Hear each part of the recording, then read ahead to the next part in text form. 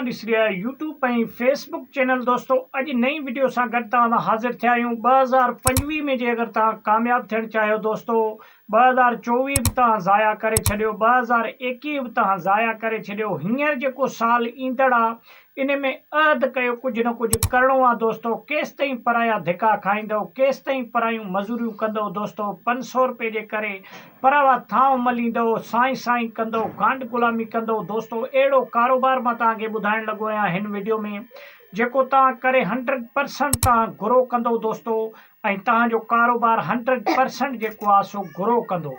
त अॼोकी वीडियो में जे कारोबार जी ॻाल्हि पाण करणु लॻा आहियूं, उहा जेका मां पाण करे रहियो आहियां दोस्तों, इन ई फील्ड जे मुताबिक़ आहे। तव्हां चिप्स जो कारोबार दोस्तों कयो, छाजे करे चहिरी शइ जेका आहे उहा धड़ाधड़ हलंदड़ आइटम आहे, ऐं तव्हां फेसबुक ते यूट्यूब ते ॾिसंदा हूंदो धूम मचियल आहे दोस्तों। इहो कारोबार तव्हांजो 2.5 खां 3 लख रुपए में दोस्तों स्टार्ट थी वेंदो, ऐं इहे तव्हां मां गारंटीअ सां तव्हांखे चवंदो, इहे पैसा तव्हां 3 खां 4 महीने में इहे पैसा तव्हां पंहिंजा कढी वेंदव, जे अगरि तव्हां इन्वेस्ट करे ऐं पंहिंजे कारोबार खे अॻिते हलाइणु चाहियो था। त अंदरूनी सिंध में तक़रीबन पाण ॾिसूं था को बि अहिड़ो मैन्युफैक्चरिंग वारो कोन्हे जेको इहो कारोबार हलाए ऐं जेको आहे सो इहो कारोबार करे। ओस पास में परे जा माण्हू जेको आहे सो असां वटि हैदराबाद, इस्लामाबाद, पंजाब मां माल सप्लाई थी अचे थो। जे अगरि तव्हां हिते सेवण में, दादूअ में, भान में, मोरे में किथे बि जे अगरि तव्हां इहे मशीन लॻाईंदव, तव्हांजो 100% 4 महीननि जे अंदरि में जेको आहे सो तव्हांखे पैसा रिटर्न में मिली वेंदा। उन खां पोइ तव्हां कमाइणु स्टार्ट थी वेंदो। पोइ तव्हांजो लख खां 1.5 खां 2 लख रुपया महीनो दोस्तों इन शइ मां तव्हां कमाईंदव। कुरकुरे चिप्स जेका आहे उहा ॿारनि जी मनपसंदीदा आइटम आहे दोस्तों। ॿार चिप्स एॾो था खाइनि, हर घर में 10 खां 12 ॿार, 4 खां 5 ॿार आहिनि, ऐं हर ॿार खे तव्हां तक़रीबन ॾिसंदव 5 ॿारनि में त 3 ॿार चिप्स जा शौक़ीन आहिनि ऐं 2 ॿार ॿियनि ॿ शयुनि जा शौक़ीन आहिनि।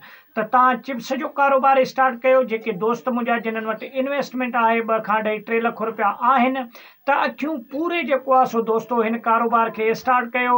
मिशीन वग़ैरह तव्हांखे खपे त हे स्क्रीन ते नंबर हली रहिया आहिनि, दोस्तनि जा आहिनि।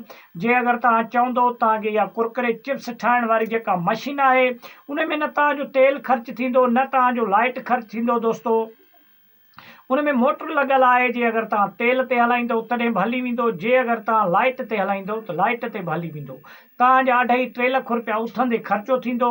उन जा रेपर छपराए 10 रुपया वारो पैकेट चिप्स जो जेको आहे सो तयारु कयो तव्हां, ऐं कुरकुरे हिते तव्हां खां खुलियल गार्डन वारा ई खोड़ खणी वेंदा घर खां ई। जे अगरि तव्हां स्टार्ट कयो था कुरकुरे चिप्स जेको आहे रेड़नि ते बि माण्हू खपाइनि था, ऐं उन खां अलावा दुकाननि ते बि प्रोडक्ट आहे, ॿारनि जो प्रोडक्ट आहे, ॿार बि खाइनि था शौक़ सां। जे अगरि तव्हां इहो कारोबार स्टार्ट करणु चाहियो था त स्क्रीन ते कुरकुरे चिप्स जी मशीन हली रही आहे, तव्हां ॾिसो था। तव्हांखे सिर्फ़ु छा करिणो आहे, मकाई वठणी आहे दोस्तों।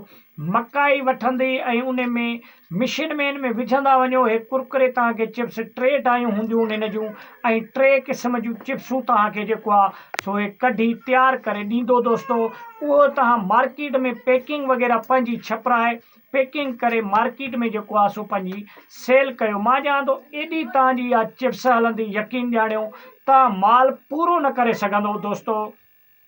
जे अगरि पंहिंजो कारोबार ऐं पंहिंजो रोज़गार करणु चाहियो था दोस्तों, त हे मुंहिंजो फार्मूलो इंतिहाई बहितरीनु फार्मूलो अथव। इन फार्मूले ते कमु कयो। वॾी महिरबानी, मिलंदासीं नेक्स्ट वीडियो में। तेसिताईं ॾींदा इजाज़त।